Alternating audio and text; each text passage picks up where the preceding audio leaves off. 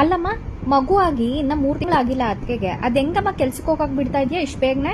ಹಸಿಮ ಇರಲ್ವಾ? ಅಣ್ಣಂಗಾದ್ರೂ ಬುದ್ಧಿ ಬೇಡ್ವಾ? ಅಷ್ಟ್ ಚಿಕ್ಕ ಮಗುನ ನಿನ್ ಹತ್ರ ಬಿಟ್ಟೋದ್ರೆ ನೀನೇನ್ ಕೆಲ್ಸದವಳ ಎಲ್ರದ್ದು ಚಾಕ್ರಿ ಮಾಡ್ಕೊಂಡು ಕುತ್ಕೊಳಕ್ಕೆ? ಅದ್ಗೆನಾ ನೀನು ತುಂಬಾ ಲೂಸ್ ಆಗ್ಬಿಡ್ತಿದ್ಯಮ್ಮ, ಸ್ವಲ್ಪ ಟೈಟ್ ಮಾಡು ಆಯ್ತಾ? ಡೆಲಿವರಿ ಆಗಿ 3 ತಿಂಗಳಿಗೆ ಯಾರಮ್ಮ ಜಿಮ್ಗೆ ಹೋಗ್ತಾರೆ? ನಮ್ಮ ಅತ್ತೆ ಇವಾಗ್ಲೂ ನನ್ನ ಯೋಗಕ್ಕೆ ಸೇರ್ಕೊಳಕ್ ಬಿಡ್ತಿಲ್ಲ. ಮಗು ಆಗಿ 2 ವರ್ಷ ಆಯ್ತು. 5 ನಿಮಿಷ ಆದ್ರೂ ಇವತ್ತು ಮಗುನ ಅವಳು ಎತ್ಕೊಂಡ್ಲಾ? ಪಾಪುನ ಅಣ್ಣನ ಕೈಲಿ ಕೊಟ್ಬಿಟ್ಟು ಅವಳೇನೋ ಸೆಲ್ಫಿ ತೆಕ್ಕೊಳ್ಳೋದಂತೆ, ವಿಡಿಯೋಗಳು ಮಾಡೋದಂತೆ, ಇದ್ರಲ್ಲೇ ಬಿಸಿ ಇದ್ಲಲ್ವಾ?